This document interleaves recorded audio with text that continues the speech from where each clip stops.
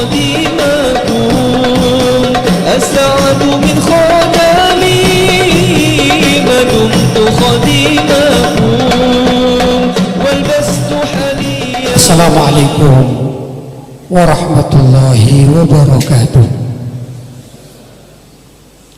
Alhamdulillah wassalatu wassalamu ala rasulillah Sayyidina Muhammad ibn Abdillah wa ala alihi wa sahbihi wa man wala wa la hawla wa la quwata illa billah, amma ba'd. Hadratul mukarramin, ma'asyiral ulama al-fudala, ma'asyiral asatidzah al-kurama, para hadirin hadirat yang dirahmati oleh Allah. Alhamdulillah, malam hari ini kita berkumpul di tempat ini menunggu kedatangan guru kita Abuya Said Ahmad bin Muhammad Alawi Al-Maliki. Mudah-mudahan nanti kita bisa bersua bersama dengan beliau, mendapatkan ilmu siraman rohani bagi kita semua. Apalagi tadi sudah disampaikan motivasi kita agar berguru kepada sumber yang benar. Alhamdulillah, beliau Abuya Said Ahmad bin Muhammad Alawi Al-Maliki salah satunya adalah salah satu sumber yang dapat kita ambil ilmu beliau di samping para ulama-ulama dan guru-guru kita yang lain. Para hadirin dan hadirat yang dirahmati oleh Allah, saya datang ke tempat ini jauh-jauh dari Malang, Jawa Timur. Sebenarnya ya untuk sowan atau bersilaturahim, mencari barokah dari guru saya Abuya Said Ahmad bin Muhammad Alawi Al-Maliki. Karena dulu saya belajar pada ayah beliau tahun 1983 sampai 1991, sedangkan beliau masih di sana, Said Ahmad masih di sana, masih muda. Saya pulang dan sekarang bisa, mudah-mudahan bisa bertemu di Malaysia ini. Bapak-bapak, ibu-ibu yang dirahmati oleh Allah, apa yang disampaikan oleh Habib Ali tadi memang benar adanya. Kita ini zaman sekarang harus pandai-pandai untuk mencari sumber ilmu yang benar. Apalagi anak-anak muda di zaman sekarang. Zaman sekarang eranya bukan lagi era orang tidak mengerti barat dan timur, tidak, tapi eranya era digital, eranya era Android, eranya era klik, sudah dapat di mana-mana bisa melihat segala sesuatu. Bagi para santri atau juga muhibbin atau juga jamaah majlis-majlis taklim, kalau sedang berada di majlis macam demikian ini, alhamdulillah, ini termasuk filter, penyaring bagi apa yang sudah kita baca, kita dapati di luar sana. Yang mana di luar sana ini kebersihan dan kejernihan serta kesucian ilmu itu belum tentu sebagaimana yang ada di tempat-tempat majelis yang baik semacam demikian ini. Kalau kita hadir di majelis taklim, kita hadir di pesantren, kita hadir di madrasah yang masih memegang akidah Ahlussunnah wal Jamaah, adalah suatu keuntungan, adalah suatu kebahagiaan bagi kita, karena itu adalah filter, saringan, penyaringan. Zaman sekarang banyak alumni atau lulusan pondok pesantren, waktu di pondok pesantren ini Masya Allah belajarnya aktif, ibadahnya bagus, khidmatnya luar biasa, ilmunya kadang-kadang juga mumpuni, bagus, banyak. Tapi begitu menginjak keluar dari pesantren menjadi lulusan sebuah pesantren, ingin menambah ilmu, ingin memperdalam ilmu, cuman salah guru, bukan lagi guru-guru yang terpercaya dalam ilmunya, tapi di sana ada seorang yang alim tapi tidak terkontrol, namanya Syekh Google. Nah, ini yang bahaya. Belajar di Google ini bahaya, dan ini yang menjadikan penyakit bagi anak-anak muda zaman sekarang. Mengenal ilmu bukan pada sumber yang tepat, tapi justru mengenal ilmu dari berbagai macam sumber yang tidak jelas kebenarannya. Tadi Habib Ali menukil sebuah hadis Rawahul Bukhari, diriwayatkan oleh Imam Bukhari. Zaman sekarang Imam Bukhari itu dikritik sama orang. Kalau zaman dulu guru-guru kita terlebih dahulu yang hidupnya di masa-masa yang lampau, yang namanya Rawahul Bukhari wa Muslim, hadis yang diriwayatkan oleh Imam Bukhari dan Muslim itu diterima tanpa sharing, tanpa pemikiran lagi, karena ilmu beliau sudah terpercaya sejak zaman dahulu kala. Ulama-ulama salaf buku-bukunya di dalam hadis selalu menukil Rawahul Bukhari wa Muslim. Tapi di Google sekarang enggak. Kadang-kadang Rawahul Bukhari wa Muslim masih dipertanyakan. Yang mempertanyakan juga orang-orang sekarang, macam-macam yang mempertanyakan. Kadang-kadang wa takallama fihi Albani, berbicara tentang riwayat Imam Bukhari itu adalah Al-Albani. Orang kemarin sore lahir sudah berani bicara tentang riwayat Imam Bukhari. Ini bagi pelajar-pelajar ilmu yang tidak tuntas, tidak selesai belajarnya, kemudian ingin memperdalam ilmu lewat Google, bahaya sekali. Ada lagi yang mengkritik Imam Bukhari bukan lewat Al-Albani, tapi lewat sumber-sumber yang lain. Misalnya ini ada tulisan, menurut Imam Bukhari dalam riwayatnya begini-begini, tapi menurut riwayat dari Imam Al-Irani misalnya mengatakan Imam Bukhari tidak ada apa-apanya. Bahkan Imam Bukhari dikatakan imam yang sesat. Na'udzubillahi min dzalik. Tatkala tanya, kamu kok dapat dari mana itu mengatakan Imam Bukhari sesat? Dari Ini yang perlu kita sadari, bahwa era zaman sekarang yang dekat jadi jauh, yang jauh jadi dekat.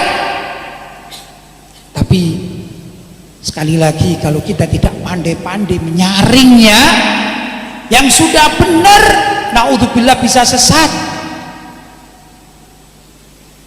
Karena itu mendekatlah kepada orang-orang alim yang benar-benar ahli di dalam masalah-masalah kebenaran riwayat atau syariat atau apa sajalah yang berkaitan dengan keislaman. Harus ada pegangan, adalah orang-orang yang mempunyai sanad yang jelas. Saya tidak tahu kalau di Malaysia ini, tapi saya sedikit cerita kalau di Indonesia ini. Ada seorang bapak dengan anak. Bapaknya ini bekerja luar biasa, ingin menyekolahkan anaknya. Mulai dari kecil belajar di tempat-tempat pendidikan agama. Kalau bahasa Indonesia ada namanya madrasah ibtidaiyah. Kalau di sini sekolah rendah ya, tapi agama. Naik lagi tsanawiyah. Di sini juga apa? Menengah ya, menengah agama. kemudian naik lagi aliyah, di sini college, ya. Habis itu ke perguruan tinggi, apa di sini kuliah itu ya. Semua mengikuti jurusan agama, ada yang pendidikan agama, kuliah syariah, kuliah usuluddin, ketauhidan. Tapi yang unik, waktu si bapak ini meninggal dunia, dulu keluarganya ya ditahlili, ya ditalkin, ya dirumat sebagaimana orang-orang Ahlussunnah wal Jamaah. Tapi si anak begitu lulus dari pendidikan agama itu, karena salah pergaulan, tiba-tiba melarang masyarakatnya untuk membaca tahlil, doa untuk ayahnya. Haram, tidak ada itu, tidak boleh. La haula wala quwata illa billah. Ada lagi yang tidak demikian, bahkan ayahnya dikatakan kafir. Ayah ini salah dulu, lahir kemudian besar sampai menjadi ayah, ternyata mengikuti aliran sesat karena mengikuti Ahlussunnah wal Jamaah. Yang benar adalah aliran yang sekarang aku pelajari. Belajar di mana? Di Google. Ini yang terjadi. Saya tidak tahu kalau di Malaysia ini barangkali ada, mungkin Bu, banyak Bu ya, ternyata lebih banyak daripada di Indonesia ya. Tapi begitulah, kita sedih. Maka kalau ada guru-guru datang yang benar-benar beliau-beliau ini mempunyai sanad yang muttasil sampai kepada Nabi Muhammad SAW, mari kita pegang, mari kita ambil ilmunya sebanyak-banyaknya. Kalau tidak demikian, naudzubillah, jangan-jangan kita justru yang tersesat di jalan tatkala melangkahkan kaki salah mengambil guru. Ayah dan anak. Sekarang lebih heboh lagi, suami dan istri itu bisa berbeda aliran. Kenapa? Karena suaminya pegang HP Android, istrinya pegang HP Android. Suaminya belajar pada Syekh Google bagian utara, istrinya belajar pada Syekh Google bagian timur. Akhirnya masa tidak cocok, ini tidak cocok, debat terus antara suami dan istri, bisa terjadi pertengkaran dan perceraian gara-gara gurunya berbeda. Ini yang terjadi. Coba dipikirkan yang demikian ini, betul apa tidak terjadi semacam ini? Itu gambaran paling mudah. Guru dan murid. Kalau saya di daerah sana-sana, tempat sana itu ada istilahnya perguruan tinggi Islam negeri, namanya IAIN kalau orang sana bilangnya. IAIN itu Institut Agama Islam Negeri, Institut Agama Islam Negeri. Dulu milik kita, dulu milik orang tua kita. Bahkan orang tua kita dulu banyak yang lulusan IAIN itu dulu. Tapi zaman itu belum zamannya Android, belum zamannya aliran-aliran sesat. Zaman sekarang yang namanya IAIN ini menjadi istilah. I itu ingkar, A itu Allah, I satunya itu ingkar, N nya itu Nabi, sampai disingkat ingkar Allah, ingkar Nabi. Karena dosennya itu juga beraliran liberal, sekuler, muridnya, mahasiswanya juga sama, berlomba-lomba dalam dunia sekularisme. Ada terjadi Sempatlah umat Islam di Indonesia ini heboh. Ada di depan kampus YIN itu tulisannya begini, Tuhan dilarang masuk. Tulisannya Tuhan dilarang masuk. Ateis, komunis, orang yang punya agama. Dari mana mereka belajar? Mereka asalnya membuka Google, belajar dari guru-guru yang tidak jelas sanadnya. Saya berharap di Perlis ini tidak terjadi semacam demikian, dan Malaysia juga tidak terjadi semacam demikian. Tapi tidak tahu Habib, ada yang demikian Habib? Mudah-mudahan. Saya senang dengan Malaysia ini. Kapan hari ada salah seorang tokoh sekuler dari Indonesia mau masuk Malaysia dicekal, saya ikut bangga. Malaysia berani mencekal, walaupun saya orang Indonesia. Untung saya tidak dicekal ya, bisa sampai di sini. Itu mengatakan bahwasanya tidak ada hukum, itu tidak ada hukum Tuhan, tidak ada, nonsen hukum Tuhan. Hukum itu yang benar menurutnya adalah hukum yang dibuat oleh manusia untuk manusia, karena yang melaksanakan juga manusia. Tuhan dilarang ikut campur. Na'udzubillahi min dzalik. Ini terjadi, tapi bukan berarti tidak ada di antara orang-orang Islam di Malaysia, di Thailand, di Singapura. Bukan berarti tidak ada, mungkin belum ketahuan ya, tapi ada, pengaruhnya itu demikian luar biasa. Kenapa semacam demikian? Sebenarnya mereka ini adalah kepanjangan tangan dari orang-orang orientalis. Siapa itu orang orientalis? Orang-orang orientalis adalah orang-orang barat, orang-orang Eropa yang belajar ketimuran atau keislaman bukan untuk diamalkan, tapi dipelajari saja. Mereka belajar hadis, belajar Quran, belajar bahasa Arab, belajar apa saja, hanya dijadikan literatur rujukan, bukan untuk diamalkan. Apalagi baca maulid kayak kita ini, sama sekali tidak.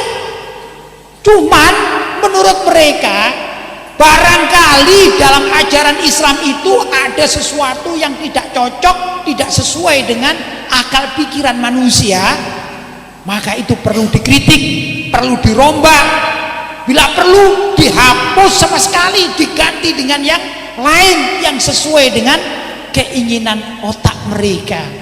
Itulah orang-orang orientalis.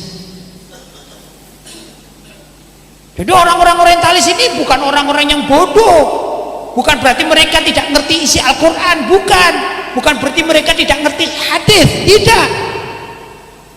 Tapi justru mereka mempelajari Al-Quran, mempelajari hadis, tujuannya untuk merusak Islam dari dalam. Itu orang-orang orientalis. Nah, orang-orang orientalis inilah yang pada akhirnya membuat banyak strategi-strategi, kemudian diajarkan kepada umat Islam, khususnya orang-orang yang pikirannya awam, pikirannya umum, yang tidak tersentuh oleh agama. Kalaupun tersentuh oleh agama hanya sedikit saja, kemudian mereka diajari sampai mendalam dalam pemikiran mereka tentang keorientalisan itu. Akhirnya mereka tetap berbaju Islam. Hasilnya maksudnya murid-murid orientalis ini tetap berbaju Islam, tapi pikirannya adalah pikiran orang-orang barat non muslim. Ini yang terjadi ya. Karena itu saudara-saudara, bapak-bapak, ibu-ibu yang dirahmati oleh Allah, kita kalau punya saudara, kita punya anak, kita punya family, jangan dilepas.